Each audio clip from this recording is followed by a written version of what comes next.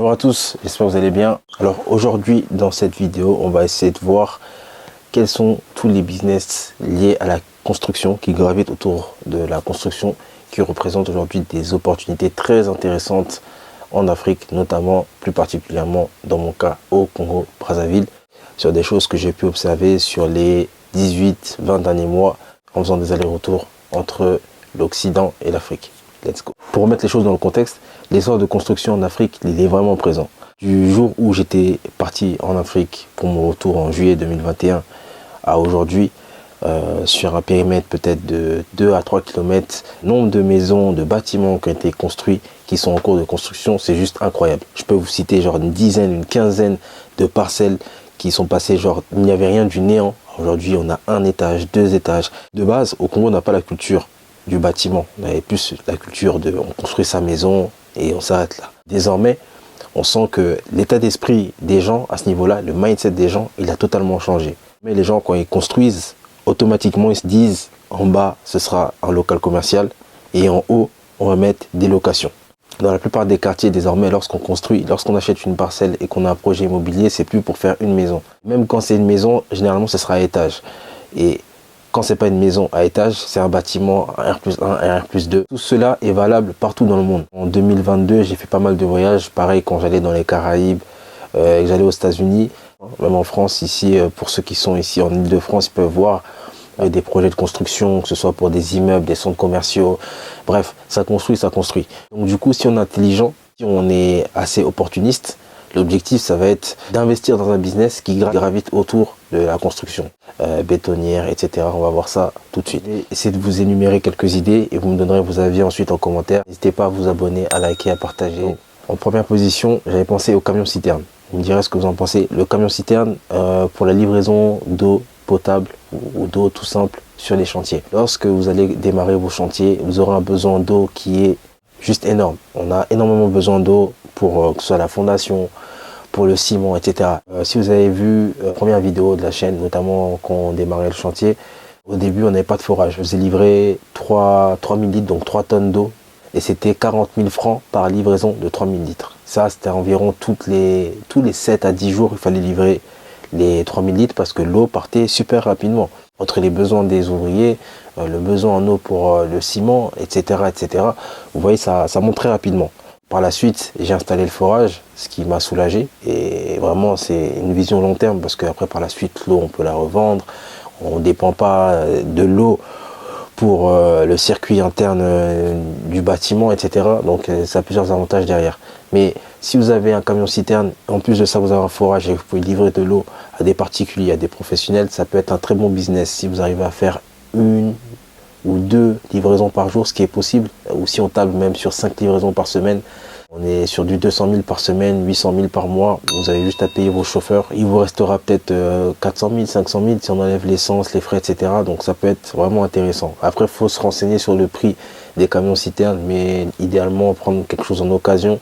Je pense qu'on peut avoir ça pour 20 à 30 000 euros. Je vais mettre quelque chose là si je trouve quelque chose en attendant. Et étant donné que le forage, il faut compter environ 3 millions, 3 millions, 3 millions 5 maximum pour un forage. Et encore, je pense qu'on peut trouver moins cher.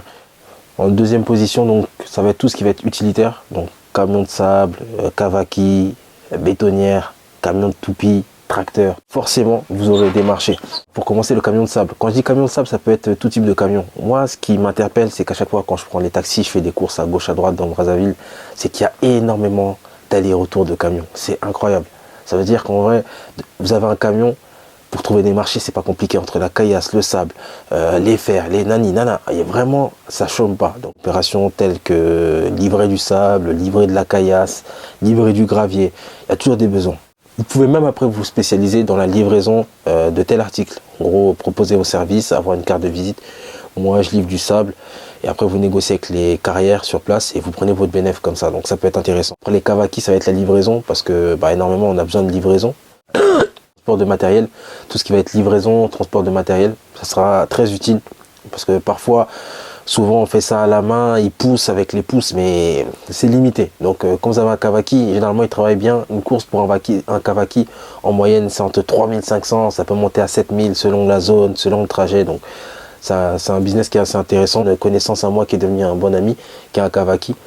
Et il m'a dit qu'il avait rentabilisé ça très rapidement. Je crois en 6 mois, 6-8 mois, il avait rentabilisé. Aujourd'hui, il est en bénéf et même s'il a 3-4 courses à 4 000 francs par jour, 12 000 francs, il est bien. Et il me disait même qu'il avait des abonnements, il avait des contrats et donc c'était cool pour lui. Une bétonnière, la bétonnière, faut savoir que la bétonnière, si je vous dis pas de bêtises, mais il me semble que c'est autour de 140 000, 150 000 francs par coulage de dalle.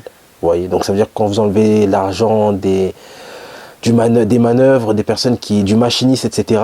Je pense que le propriétaire de la machine, pour lui, il a au moins 70 000 francs, au bas mot, si c'est pas plus. Certes, la machine, elle peut vous coûter entre 2 000 et 4 000 euros. Je vais essayer de vous mettre aussi des prix là. Mais si vous faites pas mal de coulages par semaine, ça peut être intéressant, surtout avec l'essor de construction qui est là. 2-3 coulages par semaine, moyenne de 150 000, 200 000 francs par semaine, ça fait un petit 600 000, 800 000 par semaine, ça peut être intéressant. Si vous avez des personnes de confiance sur place pour gérer l'affaire, si vous en avez plusieurs, encore mieux. Après, le secret pour tous ces business, c'est vraiment la communication, le marketing, se faire connaître pour avoir encore plus de marché, avoir la confiance des professionnels et des particuliers. Camion Toupie, pareil, ça rejoint la bétonnière Camion Toupie parce que en vrai de vrai, je n'ai pas vu. Je n'ai pas vu au Congo, il y en a, mais c'est plus les grosses sociétés qui emploient ça. Mais si vous avez un camion Toupie, en vrai, vous n'avez pas besoin de bétonnière parce que vous avez le camion Toupie. Et je crois qu'ils ont bon, je sais pas comment on appelle ça, mais bref, il a comme un tuyau et il peut couler directement après sur la dalle. Maintenant, on va passer à tout ce qui va être les outils. Alors, les étais. Je sais pas si je n'ai parlé dans une vidéo, mais les étais, c'est un sacré business. Et moi, c'est des vidéos que j'aurais dû faire depuis quelques mois, mais c'est parce que je suis trop busy, je suis désolé. Mais les étais, en vrai de vrai, c'est le meilleur business. C'est du fer, ça se casse pas. Ça veut dire que tu prêtes ça, tu loues ça, tu gagnes ton argent et ça se rentabilise très rapidement. Les étais, il faut avoir ça. Pareil, pour moins de 5 000 euros, pour avoir des étais, une bonne série d'étais, et vous pourrez faire louer ça. Parce que, en fait, le truc, c'est quoi? C'est que lorsqu'on coule une dalle, ce qui supporte la dalle, là, généralement, c'est soit les chevrons, soit comment on appelle ça? Des bâtons. Des bâtons. Voilà. Moi, j'avais acheté des bâtons et j'en avais eu pour 300 000. 300 000. Mais les bâtons, tu les utilises 2 fois, donc pour 2 dalles, et après, c'est fini. Il commence à s'abîmer. Or que les étais, c'est du fer, ça s'abîme pas. C'est fait pour ça. Utilisez pour vous-même, pour les autres, le faire louer. Après, je sais pas combien ça peut se faire louer, mais admettons que ça se fasse louer même 150 000 francs. Pour casser des prix, 150 000, 200 000 francs. Si vous louez ça chaque mois, 200 000 francs chaque mois, étant donné qu'il faut environ 30-40 jours pour une dalle, pour qu'elle puisse, pour le coffrage, si vous arrivez à remplir 8 mois sur 12, donc vous faites le calcul, 2 x 8, 16 à 1,6 million, ça reste intéressant, sachant que c'est du fer, vous allez payer ça une fois et après vous rentabilisez l'argent. Pareil pour les échafaudages, même concept, j'en vois de plus en plus. Avant, les gens, c'était des échafaudages avec des chevrons, avec des bouts de bois. Maintenant, c'est fini. Maintenant, c'est de plus en plus d'échafaudages en fer. Et les gens, ils mettent les moyens pour ça parce que c'est plus confortable, on gagne plus de temps, on met moins de temps aussi pendant le montage, pendant le démontage. Donc voilà, parce qu'il faut savoir qu'un échafaudage avec le bois, avec les piquets, etc., ça met énormément de temps. On peut mettre 2 jours et demi, 3 jours pour monter un échafaudage et on casse, c'est relou. Il va être location de matériel tel les perceuses, les meuleuses, visseuses, tout ça, ça se met en location, ça se loue 2 000, 3 000 francs les 2 heures, l'heure ou la journée, je sais pas, mais en tout cas ça se loue. Mon menuisier, il a loué une perceuse, il m'a sorti 3 500 francs, je sais pas c'était pour combien de temps, mais en tout cas il a payé 3 000, 3 500 francs. Après peut-être que le prix réel c'était 2 800, 2 500, mais en tout cas il m'a sorti dans les 3 000.